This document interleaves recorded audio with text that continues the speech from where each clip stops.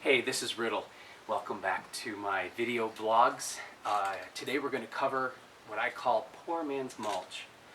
I created this technique years ago when I was living in the city, and I would work all day and I'd come home and I didn't have the luxury of the space to plant a garden in the ground, so everything was in pots, including my vegetables. When we had 90 to 100 degree heat, of course, there's no way you could water them enough for the pots to retain the moisture, and then the vegetables and flowers would go through this terrible shock process and they'd look like hell, and then I'd give up, like everyone. You have these great ideas and then you give up. So I thought, how am I going to keep this moisture in the pots? And thought about it, and then I was thinking, well, people usually mulch their gardens, so maybe some form of mulch. I didn't have a lot of money at the time, and my time was really precious, so what I figured out was cardboard shred. I went out, I bought a 15-page cross shredder, and I used my old boxes. And the cool thing about the 15-page cross shredder, you want to get your tape off and any of the impurities, of course, and it can handle big chunks of cardboard. So you feed that baby through there, and you get a bucket of water, and you take your shred out, and you put it in your water, and you let it soak for a minimum of 15 minutes. Longer is probably better, but that'll work.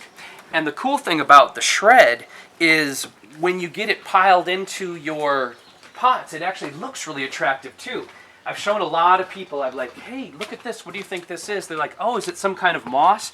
So as you see in the pot here, it looks pretty attractive too.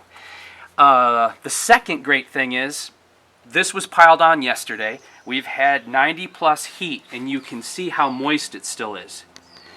So when you're putting it in the pot, the thing is, you don't want to be stingy with it. You want to have it at least 2 to 3 inches. You want to make sure you get it pressed into the corners. And what's really cool too is it will break down eventually, and it kind of sticks together too, so if you water it correctly, it's not going to be flying all over the place, which is a big thing about mulch too, is it can be so messy usually. So it works so well in my pots when everyone else's plants were dying in the heat wave. I wanted to see how it would work in my raised bed.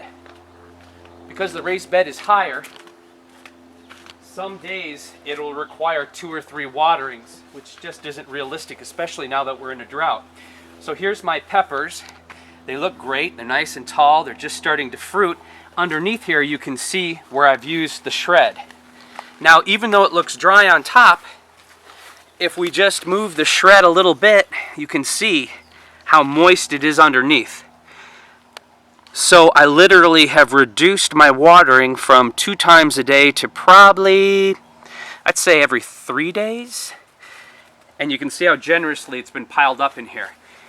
So follow the golden rules of healing the planet: reduce, reuse, and recycle. And this is an excellent way to save money, be clever, and help the planet out.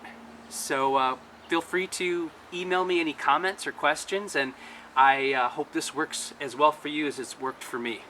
I look forward to your comments, and please visit me at my next video. Take care.